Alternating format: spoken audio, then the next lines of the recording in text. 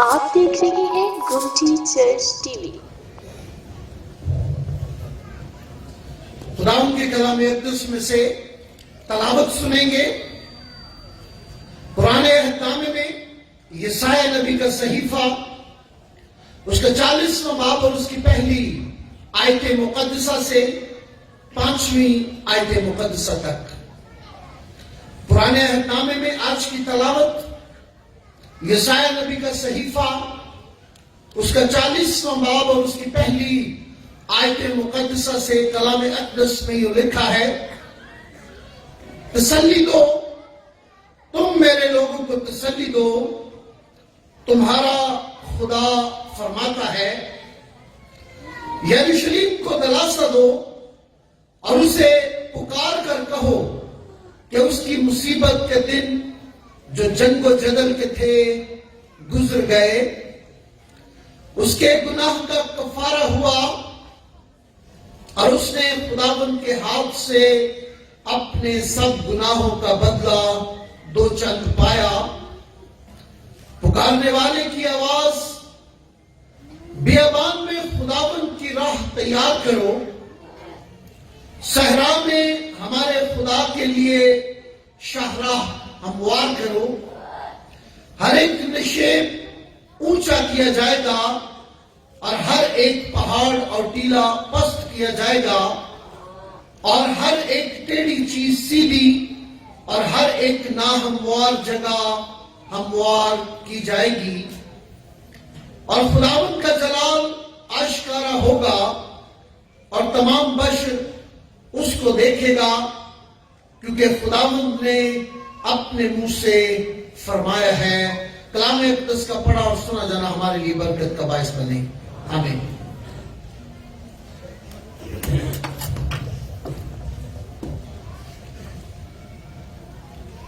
یسایا نبی کا صحیفہ یسوع سے 700 سال 750 سال پہلے آیا، اور یسایا نبی اس بات کو بیان کرتے ہیں کہ جب حزقیہ بادشاہ بیمار ہوا، حزقیہ ایسا بیمار پڑا کہ مرنے کے قریب ہو گیا، اور یسایا نبی آموز کے بیٹے نے اس کے پاس آ کر اس سے کہا، خدا یوں فرماتا ہے کہ تو اپنے گھر کا انتظام کر لے کیونکہ تو مر جائے گا۔ یسایا نبی حزقیہ بادشاہ کو کہتا ہے کہ تو مر جائے گا، خدا نے پیغام بھیجا ہے کہ تو زندہ نہیں رہے گا۔ اور حزقیہ بادشاہ اس کے بعد جب یہ پیغام سنتا ہے تو اپنے آپ کو خدا کی حضور میں لے کے جاتا ہے، اور کلام اس بات کو بیان کرتا ہے کہ اس نے دیوار کی طرف منہ کر کے دعا کرنا شروع کر دی، اور تب خداوند کا یہ کلام یسایا نبی پر نازل ہوا، اور یسایا اس بات کو بیان کرتا ہے کہ اس سے پہلے حزقیہ بادشاہ محنت کر رہا ہے اور خدا نے اس کی دعا کو سنا۔ آج کے کلام میں سے پہلی بات آپ کے سامنے رکھنا چاہتا ہوں، جو دعا کرتے ہیں اور خدا کے آگے جھکتے ہیں، خدا ان کی دعاؤں کو سنتا ہے، خدا ان کی دعاؤں کو سنتا ہے۔ حزقیہ بادشاہ مرنے کو ہے، یسایا نبی اس سے آگے کہہ رہا ہے تو مر جائے گا، تو نہیں بچے گا، اور حزقیہ بادشاہ دعا کرنا شروع کرتا ہے اور خدا اس کی دعا کو سنتا ہے، اور کلام اس بات کو بیان کرتا ہے کہ یسایا نبی واپس جا رہا تھا، اور راستے میں خداوند کا کلام پھر اس پر نازل ہوا، اور اس نے اسے کہا کہ تو واپس جا اور جا کر حزقیہ کو کہہ کہ خدا نے تیری عمر کو بڑھا دیا ہے۔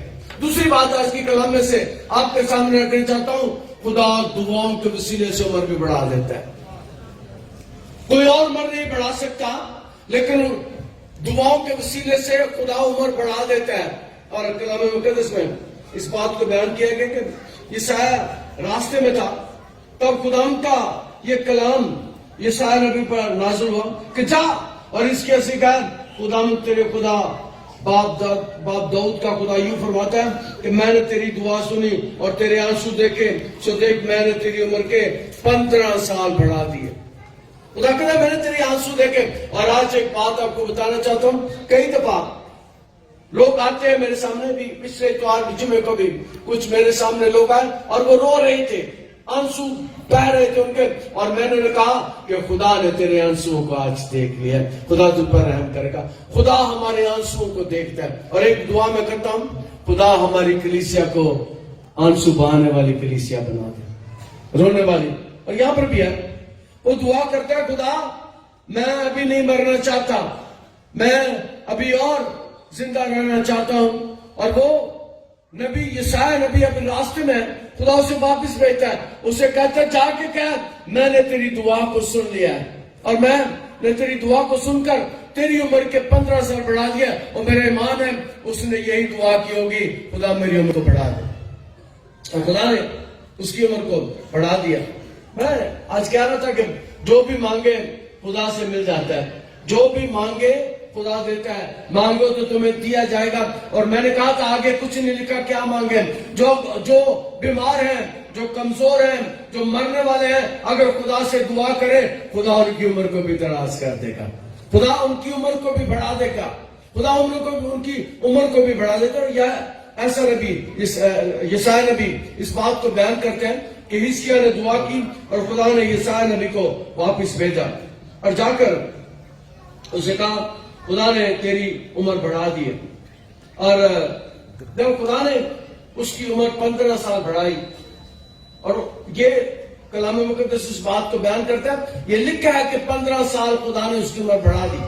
نبی نے آ کے اسے کہا کہ خدا نے تیری عمر کے 15 سال بڑھا دی. اور جب یہ سارا واقعہ ہوا تو حزقیہ بادشاہ بہت خوش تھا, اور یہ خبر بابل میں بھی پہنچ گئی. بابلی اور بلدان اس وقت کلام مقدس اس وقت مردود بن بلدان شاہ بابل نے حزقیہ کے لیے نامے اور تحائف بھیجے, کیونکہ اس نے سنا تھا کہ وہ بیمار تھا اور شفا پا گیا. اب بابل میں یہ خبر پہنچی کہ حزقیہ بادشاہ شفا پا گیا ہے اور خدا نے اسے شفا دی ہے. اور بابل کے بادشاہ نے اپنے عمرہ کو بھیجا, ان کے ہاتھ تحائف دے کر, ان کے ہاتھ مختلف چیزیں دے کر انہیں بھیجا.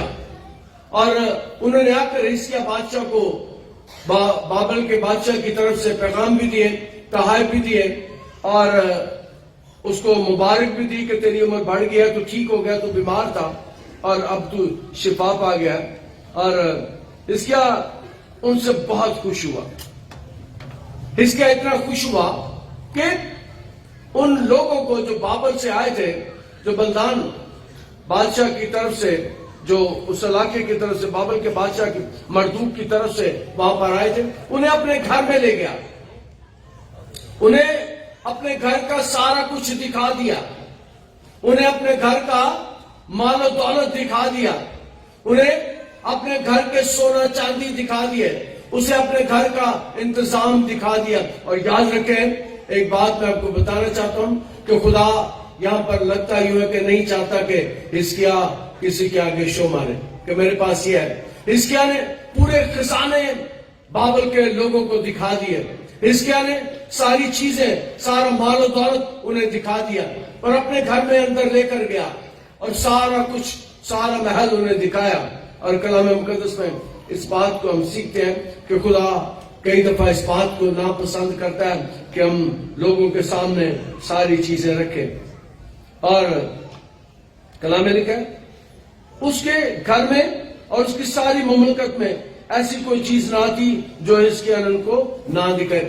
اس کا دوسرا یہ ہے کہ مملکت میں بھی جو کچھ تھا اس کو دکھایا, ان کو دکھایا, ان لوگوں کو ان جگہوں پر بھی لے کر گیا جہاں پر اس کے خزانے اور بہت سی چیزیں پڑی ہوئی تھی. اور کلام مقدس میں جب یہ 39واں باب بند ہوتا ہے تو یہ باب اس طرح بند ہوتا ہے. تب یسایا نے حزقیہ سے کہا رب الافواج کا کلام سن. اب خدا دوبارہ کلام کرتا ہے یسایا نبی کے ساتھ, اور کلام میں لکھا ہے رب الافواج کا کلام سن, دیکھ وہ دن آتے ہیں کہ سب جو کچھ تیرے گھر میں ہے اور جو کچھ تیرے باپ دادا نے آج کے دن تک جمع کر کے رکھا ہے بابل کو لے جائیں گے. اور خدا فرماتا ہے کہ کچھ بھی نہ رہے گا, اور وہ تیرے بیٹوں میں بھی جو تجھ سے پیدا ہوں گے اور جن کا باپ تو ہی ہے, کتنوں کو لے جائیں گے اور شاہ بابل کے محل میں خواجہ سرا بنائیں گے. اس کے بادشاہ اسے کہہ رہے سب کچھ لوٹ کے لے جائیں گے, تیرے بچوں کو بھی لے جائیں گے اور جا کر ان کو خواجہ سرا بنائیں گے, مال و دولت بھی لے جائیں گے, اپنے آگے ہانگ کر لے جائیں گے. اس کیا یسایا نبی کے وسیلے سے اس کلام کو سنتا ہے جو خدا نے اسے کہا. اور آج کے کلام میں سے اگلی بات بتاتا ہوں. خدا کئی دفعہ ایسی باتوں کو پسند نہیں کرتا. خدا کئی دفعہ ایسی باتوں کو پسند نہیں کرتا.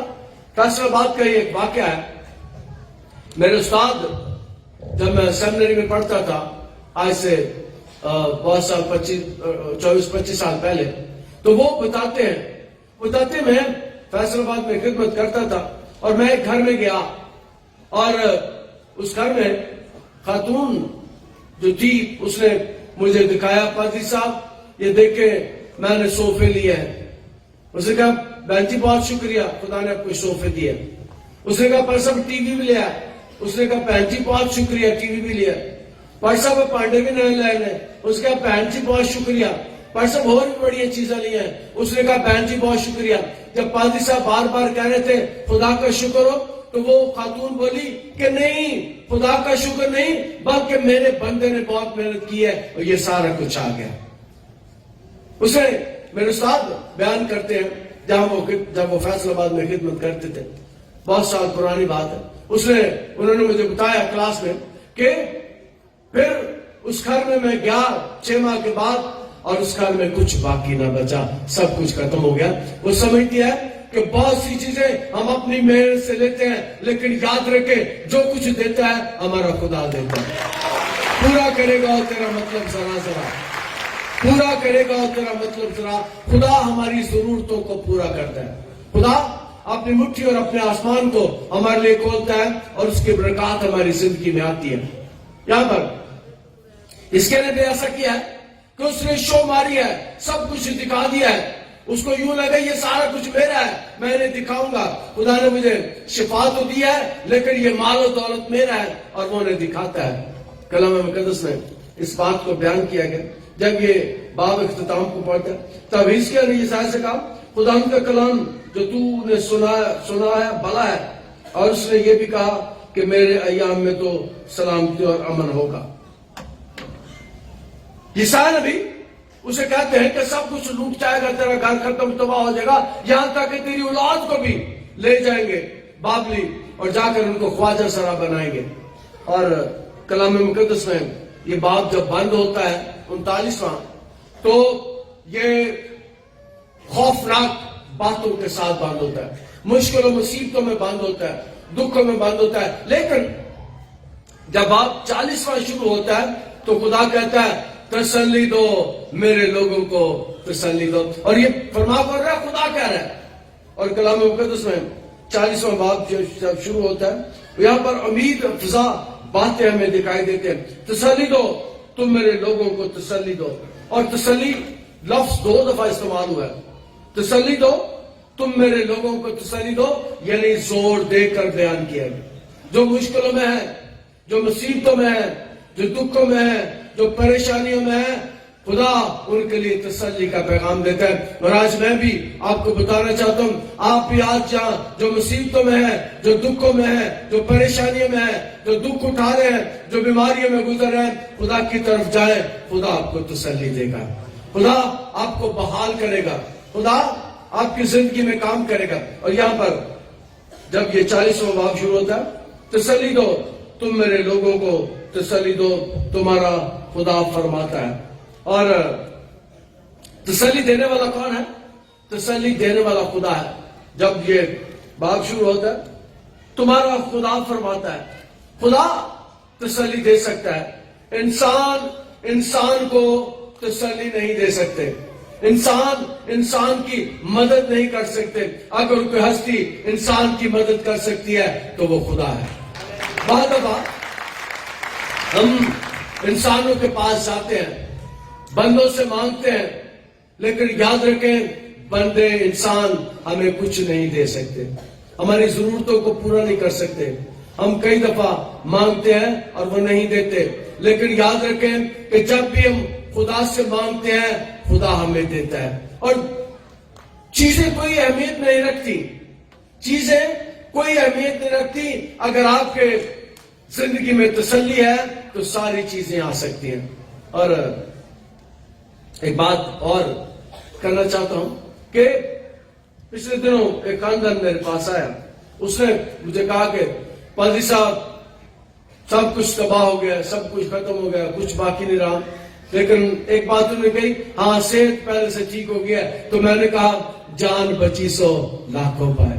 جان بچ گئی ہے، اس کا مطلب ہے باقی وسائل بھی خدا مہیا کرے گا، باقی چیزیں بھی خدا مہیا کرے گا. تسلی دو، تم میرے لوگوں کو تسلی دو، اور تسلی دینے والا خدا ہے. جب کوئی انسان تسلی نہیں دے سکتا، اور ایک لفظ میں کئی دفعہ استعمال کرتا ہوں، ہمارا تو شریک کا ہی خوش اس بات سے نہیں ہوتا کہ انہوں کو پیسے پتہ نہیں کتوں آ گئے، ان کے پاس چیزیں پتہ نہیں کہاں سے آ گئی ہیں، یہ پتہ نہیں کیوں چنگا کھان لگ پڑے. ہمارے تو شریک ہیں، ہمارے رشتے دار، ہمارے عزیز و قارب کئی دفعہ اس بات سے پریشان ہو جاتے ہیں. اور کئی دفعہ لوگ مجھے آ کر بتاتے ہیں پاڑی صاحب خاندان میں مشکلیں آ گئی ہیں، اور لگتا ہے ہمارے عزیزوں نے ہم پر کچھ کر دیا ہے، ہمارے عزیزوں نے ہم پر کچھ حملہ کیا. یاد رکھیں کہ ہمارے اپنے ہی کئی دفعہ ہمارے دشمن ہو جاتے ہیں، اور ہمارے ہی عزیز ہی کئی دفعہ اس بات کو پسند نہیں کرتے کہ ہم روٹی کھائیں، ہم اچھا رہیں، ہم اچھے گھر میں رہیں. کئی دفعہ وہی اس بات سے دکھ کرتے ہیں. لیکن یاد رکھیں جس خدا کی میں اور آپ عبادت کرتے ہیں، جب ہم خوشحال ہوتے ہیں، جب ہمارے حالات اچھے ہوتے ہیں، ہماری زندگی اچھی ہوتی ہے، تو یاد رکھیں وہ خدا کی طرف سے ہوتا ہے. خدا ہمیں برکت دیتا ہے، برکت کوئی اور نہیں دے سکتا. برکت کا اختیار اگر کسی کے پاس ہے تو وہ صرف خدا ہے. خدا کہتا ہے تسلی دو، تم میرے لوگوں کو تسلی دو. اور یسایہ نبی کا صحیفہ اس بات کو بیان کر سکتا ہے کہ تسلی خدا کی طرف سے آتی ہے. اور یروشلم کو دلاسا دو اور اسے پکار کر کہو کہ اس کی مصیبت کے دن جو جنگ و جدل کے تھے گزر گئے، اس کے گناہ کا کفارہ ہوا. اب دوسری بات یہاں پر ہے، یروشلم کو دلاسا دو. خدا کہہ رہا ہے یروشلم کو دلاسا دو. اور اس وقت بہت سے لوگ تسلی کے منتظر تھے، بہت سے لوگ مصیبتوں میں سے گزر رہے تھے، غربت میں سے گزر رہے تھے، دکھوں میں سے گزر رہے تھے، اور یروشلم میں حالات کوئی اچھے نہیں تھے. مصیبتیں، دکھ اور پریشانیاں تھی.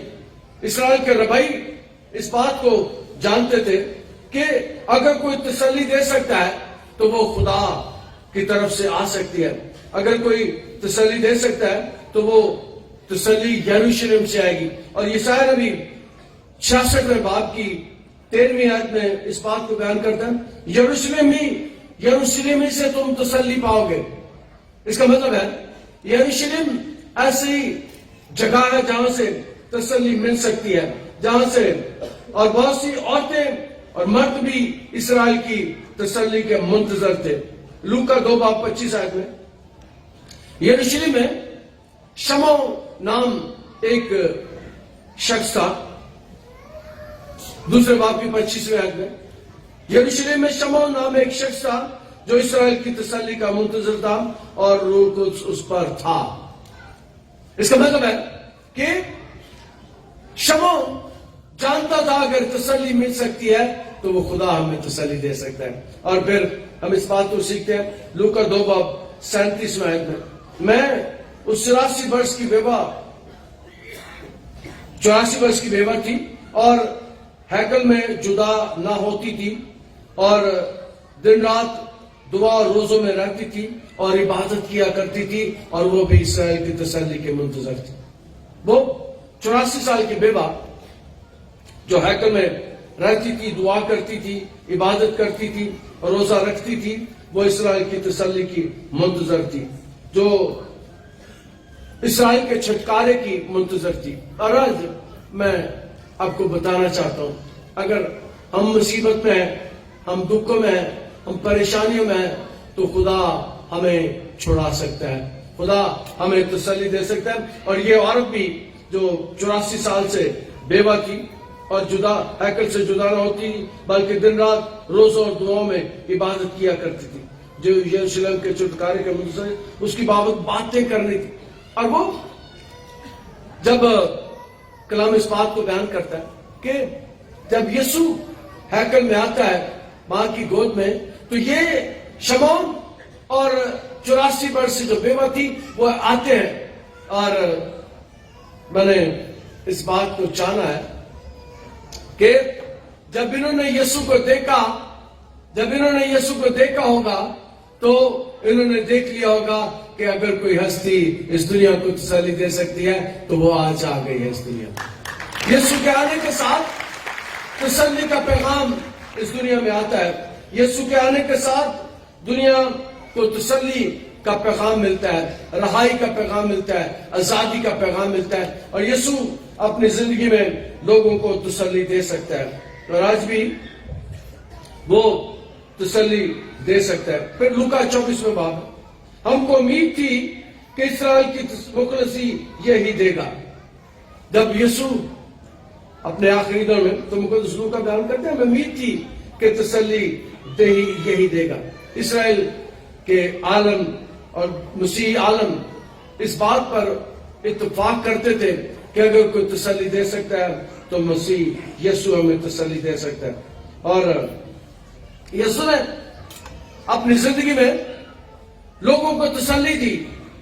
ہم نے اس بات کو چند ہفتے پہلے سیکھا کہ اس نے 5000 لوگوں کو روٹی کھلا کر، اور میں نے کہا تھا وہ 5000 لوگ نہیں تھے، وہ 10-12 ہزار لوگ تھے. اور روٹیاں کتنی تھی؟ 5.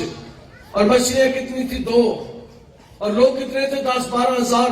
یعنی ایک شخص کو ایک روٹی نہیں آئی بلکہ 2000 لوگوں کے لیے ایک روٹی کافی تھی. ایک روٹی کو خدا نے جب برکت دی، جب انہوں نے روٹیاں کھائیں تو 5 روٹیاں 12,000 لوگوں نے کھائیں. تقریباً 2-2.5 لوگوں نے ایک روٹی کھائی اور 12 ٹوکرے پھر بچ گئے. مچھلیاں بھی بچ گئی اور روٹیاں بھی بچ گئی. اس نے بھوکوں کو کھانا کھلا کر انہیں تسلی دی. ایک بات میں اکثر بیان کرتا ہوں کہ ایک خاندان تنیاز بھی یہاں بیٹھا ہوں، ان کے گھر میں ہم گئے تو انہوں نے کہا، ہم چاروں پادری ان کے گھر گئے، بڑا اچھا دسترخوان انہوں نے بچایا، طرح طرح کے کھانے ہمارے سامنے رکھے، ہم نے کھائے. اور ایک بات انہوں نے بتائی کہ پادری صاحب جب ہم چرچ نہیں جاتے تھے، جب ہم گرجے نہیں جاتے تھے، جب ہم عبادت نہیں کرتے تھے تو پادری صاحب ہمارے پاس کھانے کے لیے روٹی نہیں ہوتی تھی.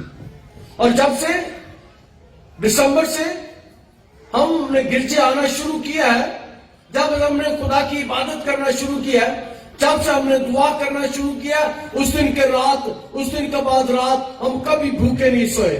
ہم راج کی روٹی کھاتے ہیں، آپ کو بھی روٹیاں دے رہے ہیں. اور ہمارے ساتھ ایک واقعہ ہوا کہ ہمارے پاس کھانے کے لیے روٹی نہیں ہوتی تھی، ہمارے پاس کھانے کے لیے کچھ نہیں ہوتا تھا. کئی دفعہ رات بھوکے ہی سو جاتے تھے. ہماری ماں شام کو ایک دن روٹی مانگ رہی کہ مجھے بہت بھوک لگی ہے، روٹی دے، کچھ کھانے کو دے. لیکن ہمارے پاس نہ کچھ جلانے کو تھا اور نہ کچھ کھانے کو تھا. اور ہماری ماں بھوکی سو گئی. اور پھر صبح ہم نے اپنی ماں کو جگانے کی کوشش کی لیکن ماں مری پڑی تھی، ماں بھوک سے مر گئی. لیکن جب سے ہم نے گرجے آنا شروع کیا ہے، جب سے ہمیں عبادت کرنا شروع کیا، اس دن کے بعد زندگی میں ہم کبھی بھوکے نہیں سوئے. تم میری عبادت کرنا تب میں تمہارے روٹی اور پانی کو برکت دوں. خدا ہماری بنیادی ضرورتوں کو پورا کرتا ہے. یسوع نے 12,000 لوگوں کو کھانا دے کر، روٹی دے کر اس بات کو ثابت کیا کہ وہ ہمیں تسلی دے سکتا ہے. ہماری بنیادی ضرورت روٹی ہے اور یسوع ہمارے روٹی پانی کو برکت دے سکتے. جب ہم بیمار ہوتے ہیں تو بیماریوں کو دور کر کے ہمیں تسلی دے سکتا ہے. یسوع بیماریوں سے شفا دے کر ہمیں تسلی دے سکتا ہے. اور خدا کا شکر ہو، یہاں پر بہت سے لوگ ایسے بیٹھے ہیں جنہوں نے بیماریوں سے شفا پائی ہے، جنہوں نے بیماریوں سے رہائی پائی ہے. یہاں پر لوگوں نے ہاتھ بھی کھڑے کرنا شروع کر دیے. کتنے لوگوں کو خدا نے شفا دی ہے؟ یاد رکھیں، کتنے لوگوں کو خدا نے شفا دی ہے. کتنے ہاتھ جن کی زندگی میں خدا نے معجزات کیا. ڈھیروں لوگ یہاں پر بیٹھے ہوئے جن کو خدا نے شفا دیا. یسوع شفا دے کر اس بات کو ثابت کر سکتا ہے, وہ ہمیں تسلی دیتے ہیں. اور کئی ایسے مریض آتے ہیں جن کو ڈاکٹرز نے جواب دے دیا, جن کے ڈاکٹر کے پاس کوئی علاج نہیں, جن کا ڈاکٹر کے پاس نہیں ہوتا, جن کا علاج دوائیوں سے نہیں ہوتا, ان کا علاج دعا سے ہو جاتا ہے. دعاؤں کے وسیلے سے خدا ان کی زندگی میں کام کرتا ہے اور وہ ہمیں شفا دے کر ہمیں تسلی دے سکتا ہے, اور وہ ہمیں بحال کر کے ہمیں تسلی دے سکتا ہے. اور کلام اس بات کو بیان کرتا ہے کہ وہ آج اگر ہمیں تسلی دے سکتا ہے تو ہمیں اس کے پاس سے تسلی لینے کی ضرورت ہے, اس کے آگے جھکنے کی ضرورت ہے, اس کے پاس آنے کی ضرورت ہے. ہم اکثر اور ہم غریب کیوں ہیں؟ کبھی سوچا آپ نے جس خدا کی میں اور آپ عبادت کرتے ہیں وہ شہنشاہوں کا شہنشاہ ہے, وہ بادشاہوں کا بادشاہ ہے. اگر ہم بھوکے ہیں تو ہم اس کی اولاد نہیں ہے, ہم خدا کو ماننے والے نہیں ہیں. خدا جس خدا کو ہم مانتے ہیں وہ ساری دنیا کو دیتا ہے, اور ہم کیوں نہیں دیتا؟ اس لیے کہ مانگتے نہیں. کلام میں لکھا ہے کہ مانگو تو تمہیں دیا. ہم مانگتے ہی نہیں, ہم دعا مانگتے نہیں, ہم شفا مانگتے نہیں, ہم روٹیاں مانگتے نہیں, ہم معجزات مانگتے نہیں. اگر خدا سے مانگے تو وہ ہمیں دے سکتا ہے. ہم کئی دفعہ لوگوں کے پاس جاتے ہیں, لوگوں سے مانگتے ہیں, لیکن کلام مقدس میں سے ہم اس بات کو سیکھتے ہیں کہ خدا سے مانگے تو وہ دے گا, اس کا وعدہ ہے وہ دے گا. اگر اس کی عبادت کریں, اس کے پاس آئیں, اس سے مانگے تو وہ ہمیں دے گا. اور میں نے شروع میں بتایا کہ جو بھی مانگے, یہ نہیں کہ سر روٹی مانگنی ہے. کئی دفعہ میں کل لاہور سے آئے ہوئے تھے بچے, اور ایک شخص مجھے ملا لاہور میں نے کلام سنایا تو لاہور سے وہ کہہ رہا تھا, پر صاحب آپ نے ایک بات کہی تھی, آپ نے کہا تھا کہ 2-2.5 مرلے میں نہیں دعا کرنی. تو وہ کہتا ہے کہ پر صاحب اس دن کی عبادت کے بعد سے میں نے اس بات کو سیکھا ہے کہ خدا سے کبھی کٹ نہیں مانگنا, خدا سے ہمیشہ مانگنا ہے. ہمارا خدا بہت بڑا ہے, ہمارا خدا بہت بڑا ہے. یسوع نے کہا کہ آسمان اور زمین کا کل اختیار مجھے دیا گیا ہے. اور میں نے انہیں بتایا کہ میں نے بھی ایک دفعہ دعا کی تھی کسی بڑے چرچ میں, دنیا کے بڑے چرچ میں کھڑے ہو کے, کہ خدا پاکستان میں بڑا چرچ نہیں بن سکتا, اور یہ خدا نے معجزانہ طور پر یہ چرچ بنایا. میں نے بھی ایک چرچ میں کھڑا ہو کر مانگا تھا کہ خدا ایک بڑا چرچ ہم بنانا چاہتے ہیں, بڑے چرچ کو تعمیر کرنا چاہتے ہیں, اور خدا نے معجزانہ طور پر اس کو تعمیر کیا. جو بھی مانگے, اور میں نے کہا کہ 2-2.5 مرلے دعا نہ کریا کرو, مہربانی کر کے 5-10 مرلے دعا کرنی تو میں کراں گا, نہیں تو میں نہیں کرنی. اور کلام مقدس اس بات کو بیان کرتا ہے کہ وہ ہمیں گھر دے سکتا ہے. جے یہوہ نہ گھر نو بناوے ساری محنت کار تھی جاوے. خدا ہمیں اولاد دے سکتا ہے. اور کل رات ہم ایک عبادت میں تھے اور 2 بچے میرے سامنے آئے اور مجھے کہہ رہے جی ایدا بھی نام رکھے تھے, ایدا بھی نام رکھے. یہ پتہ نہیں 6 سال بعد یا 8 سال بعد خدا نے میں دیا, آپ نے دعا کی اور ہم نے اس کا نام ہی امرک رکھ دیا. اور میں کہہ رہا تھا اس شہر سے درجنہ امرک ہو گئے ہم, جو دعاؤں کے وسیلے سے خدا نے دیے. جس کو ایک دفعہ ہم دعا کر رہے تھے اور 23 سال کے بعد خدا نے اس کی گود بھر دی. 18 17 15 سال میں لڑنے لگ گئے. جو کچھ ہم خدا سے مانگتے ہمیں دیتا ہے, وہ اولاد ہو, وہ گھر ہو, وہ روپے پیسے ہو, یاد رکھیں خدا ہمیں دے سکتا ہے. وہ ہمیں سارا کچھ دے کر ہمیں تسلی دے سکتا ہے. اس کرسمس پر میرا پیغام ہے کہ خدا سے مانگے وہ آپ کو تسلی بھی دے گا, خدا سے مانگے وہ آپ کی ضرورتیں بھی پورا کرے گا اور تیرا مطلب ذرا خدا انداز کے کلام کے وسیلے سے میں برکت دے. خدا ہم تیرا شکر, تیری تعریف, تیری حمد, تیری ستائش, تیری پرستش, تیری عبادت کرتے ہیں. تو ہی بات خدا ہے جو عزت عظیم اور سجدے کا لائق ہے. خدا تیرے آگے محنت کرتے ہیں. آنے والا سال ہمارے لیے تسلی کا سال ہے. آنے والا کرسمس ہمارے لیے تسلی کا کرسمس ہے. ہمارے خاندانوں میں جو مصیبت, دکھ اور پریشانیاں وہ جاتی رہے.